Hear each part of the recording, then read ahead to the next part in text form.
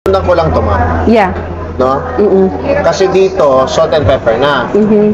Pero dito, more on salt.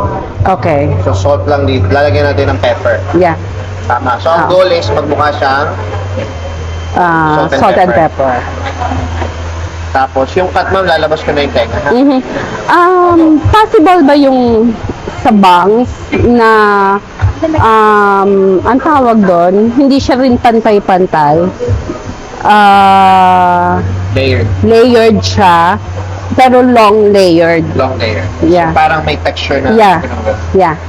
Mahaba. Yeah. Same yun nung nandito. Yeah. Mahaba. So, more on texture. So, parang gusto mo medyo funky volume. Yeah. Tama, no? Tama. Sige. Kurayan ko muna. Okay. Ah, Thank okay. you. Tama lang yung length, ma'am. Yeah.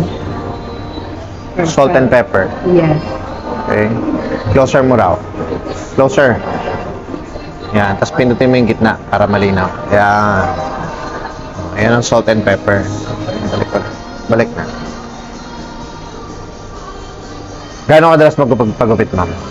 2 to 3 months? Yeah, but siguro hintayin na lang kita ulit. After a year, Bakit? nasa Ay ba, abroad. ma'am? Yeah. Kailan uwi mo? Maybe Christmas or I mean, kailan ang balik mo pala doon? on Saturday, next Saturday na. O, edi see you pagbalik mo ulit ng Yeah. Pinas. So, ayan. Maiksi naman eh. So, head hug. Eh, hindi siya yung clipper. Mhm. Clipper kasi talagang maiksi-maiksi. Ito head hug. Ibig sabihin, nakadapa lang yung buhok. Okay. So, tapos texture. Pagaya ng request mo, meaning maiksi, hindi siya pantay-pantay. Mhm. Nagkakaroon ng parang, yan, funky style. Sa likod, pakita mo. So, ito yung request ni ma'am. Layo ka ng konti para mas makita. Yan. Request ni ma'am na padapa yung hair. So, hindi siya masyado maiksi, nakadapa lang yung hair. Okay? Thank you. Thank you so Salamat much. po. At least nakita mo ng with wax at walang wax para alam mo paano ayusin. Okay. Thank you. Ingat, ma'am. Miguel. Salamat po.